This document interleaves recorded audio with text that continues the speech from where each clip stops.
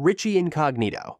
If the NFL had a real-life supervillain arc, Richie Incognito would be at the center of it. A beast on the offensive line, but just as aggressive off the field. He was drafted in 2005, bounced between teams early, and always came with a warning label. On paper, he was a coach's dream: strength, footwork, nasty streak. But in the locker room, he was chaos. The turning point came in 2013, when he became the face of one of the most shocking bullying scandals in NFL history. Teammate Jonathan Martin abruptly left the Dolphins, and it came out that Incognito had been leaving racist voicemails, vile texts, and was creating a culture of fear in the locker room. It wasn't trash talk. It was targeted, abusive, and relentless. The scandal blew up nationwide. Incognito was suspended and labeled toxic, but somehow he returned. He played for the Bills, then the Raiders. Even in his 30s, he remained dominant. Off the field, he wasn't much better.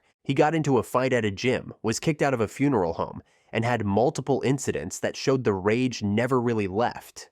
Jerry Jones, he doesn't wear pads, he doesn't throw passes, but somehow he's one of the most hated figures in football. Jerry Jones is the Dallas Cowboys, a billionaire oil man who bought the team in 1989 and immediately made enemies. He fired legendary coach Tom Landry before even shaking his hand, then ran off Jimmy Johnson after back-to-back Super Bowl wins because Jerry wanted the credit. He didn't want to coach, he wanted control, and he got it. Jones turned the Cowboys into the most valuable franchise in sports and made sure his face was front and center the whole time. TV cameras loved him.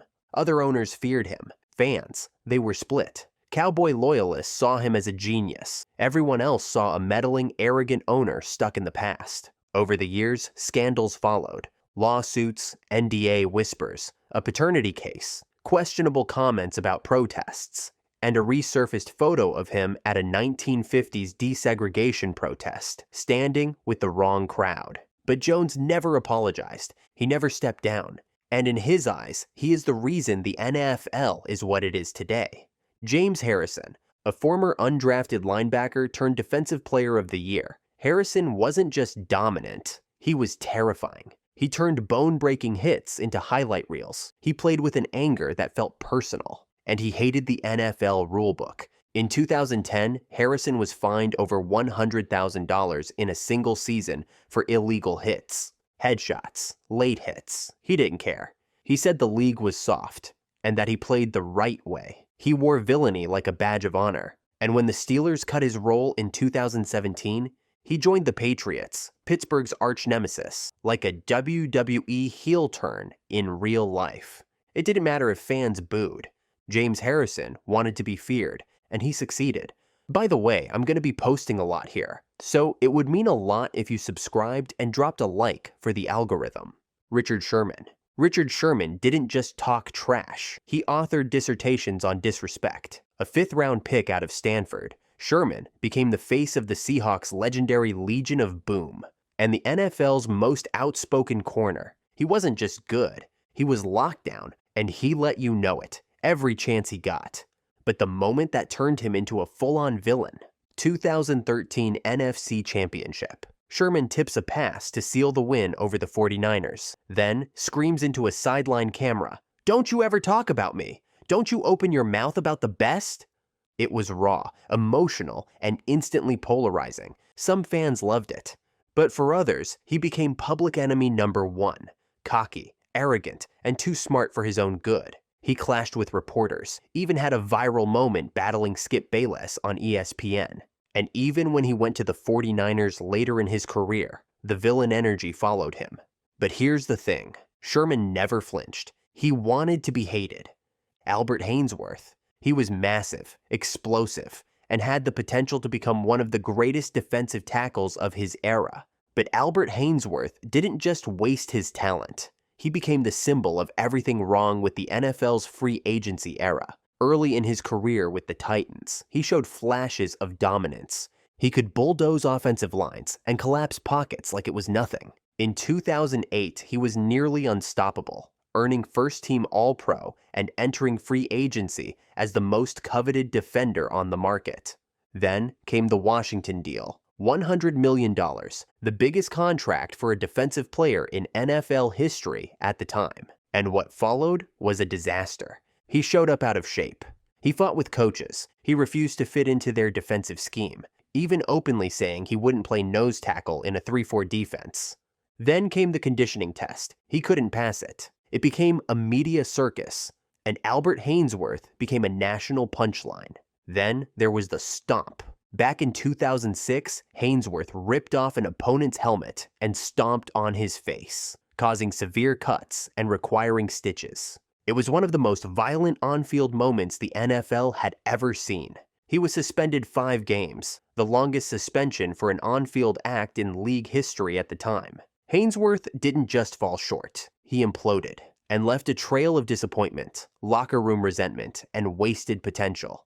Ben Roethlisberger. To Steelers fans, he's a franchise legend, 2-time Super Bowl champion, 6-time Pro Bowler, one of the toughest quarterbacks to ever play the game. But to a lot of people outside Pittsburgh, Ben Roethlisberger has always felt like a villain hiding behind a clean jersey. On the field, he was unshakable. He'd shrug off sacks, throw bombs on 3rd and forever, and engineer game-winning drives like it was routine. He led one of the NFL's most iconic franchises back to glory, and cemented himself as a future Hall of Famer. But off the field, that's where the controversy began. In 2009, he was first accused of sexual assault in a civil case.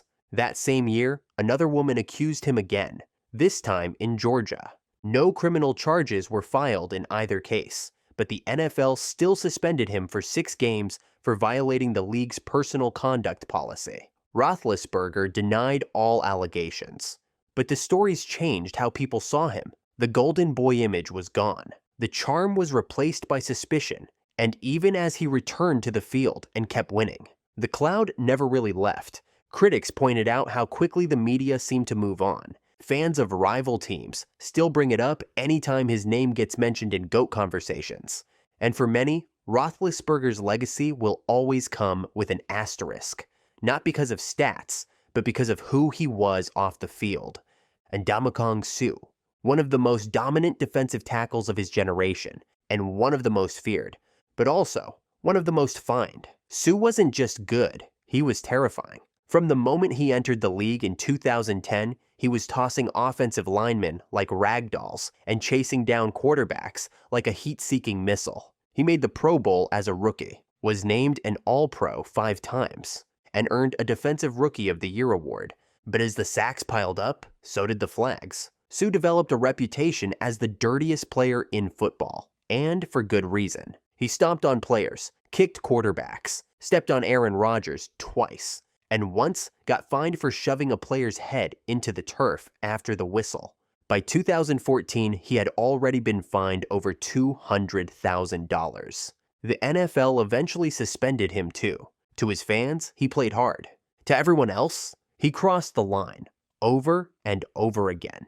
But here's the thing, Suh was smart. He wasn't some reckless goon. He had a mechanical engineering degree, invested his money wisely, and was a brilliant film studier, which only made his cheap shots feel more calculated. Like he knew exactly what he was doing, and just didn't care. He once said, "I'm not a dirty player. I play physical. I play aggressive." But when the league has to review your highlights every week for potential fines, that argument gets a little shaky.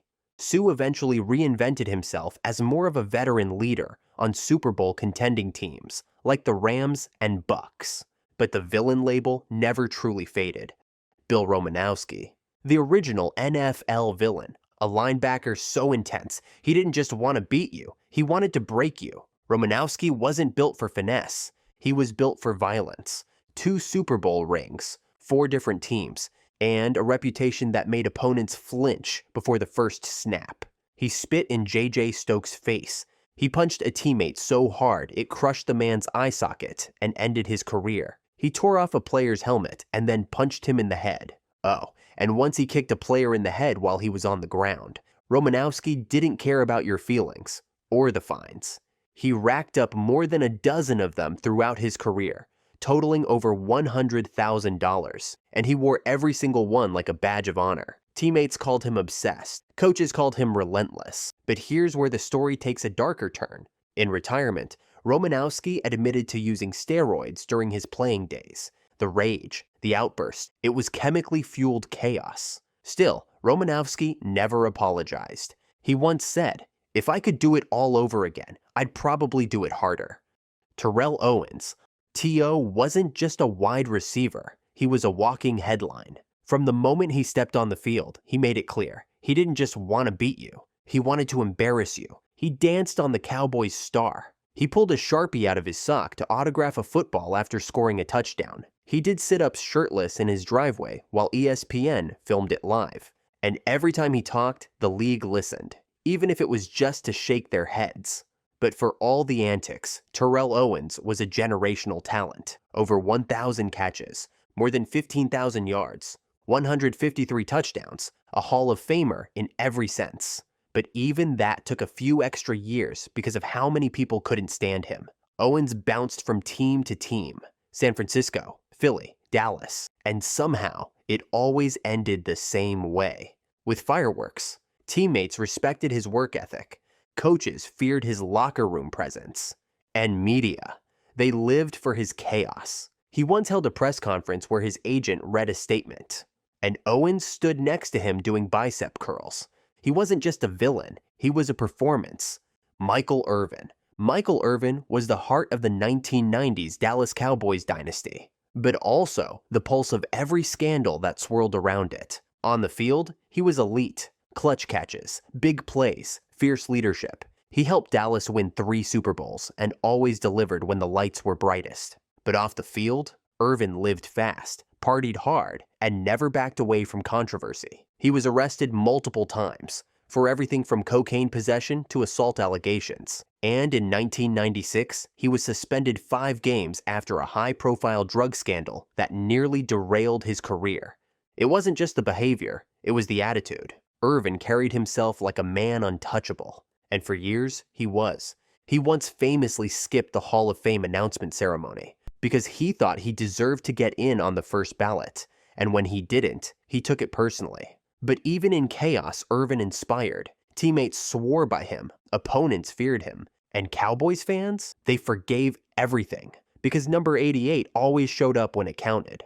Antonio Brown, the most talented receiver of his generation, and the most unpredictable. Antonio Brown's rise was straight out of a movie. 6th round pick, undersized, overlooked.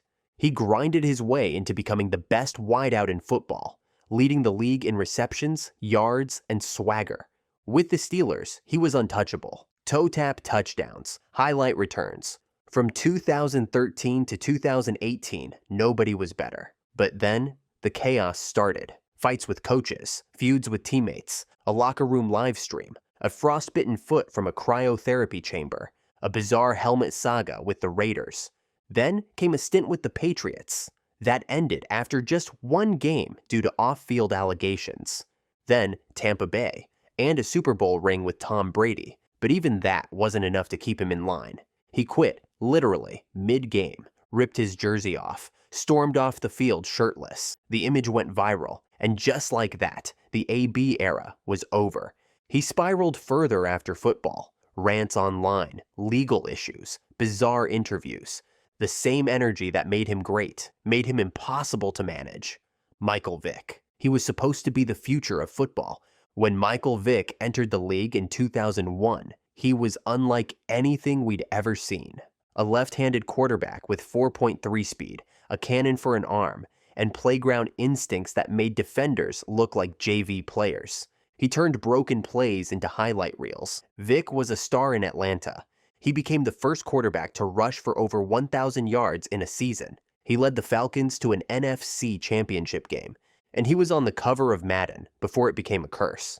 Then came the fall. In 2007, federal investigators uncovered a dogfighting ring, run on Vick's own property. It was brutal, shocking. The face of the league was now the face of a scandal. Vick was suspended indefinitely. He served nearly 2 years in federal prison. His career, and reputation, seemed over. But in one of the most surreal comebacks in sports history, he returned.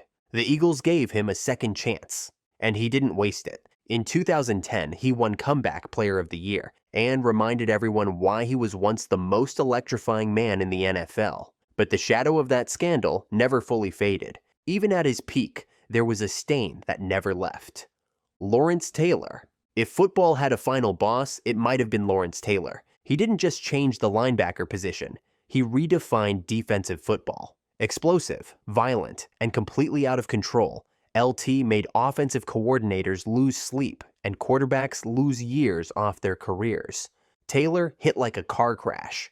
He once ended Joe Theismann's career with a single sack that snapped his leg, a moment so brutal they stopped showing replays. And that wasn't even considered dirty. That was just Lawrence Taylor football. But it wasn't just his play that made him a villain. It was his off-the-field life. Taylor admitted to playing games under the influence of cocaine. He was arrested multiple times, failed drug tests, and once said he avoided blockers by watching the color of their eyes to know when they were about to move. He was chaos, talented, terrifying, and troubled. And yet, the NFL couldn't look away. He made 10 Pro Bowls, won 2 Super Bowls, earned NFL MVP as a defender, and was inducted into the Hall of Fame. Ray Lewis. To some, he's the greatest linebacker to ever play the game. To others, his name is forever tied to one of the darkest Super Bowl weeks in NFL history. Ray Lewis was the heart of the Baltimore Ravens, a 2-time Defensive Player of the Year, and the unquestioned leader of the most feared defense of the 2000s. He hit harder than anyone. He talked louder than everyone, and he backed it up every single Sunday. But before his first Super Bowl appearance in 2000, everything changed. The night of January 30th, just hours after a Super Bowl party in Atlanta, 2 men were stabbed to death outside a nightclub.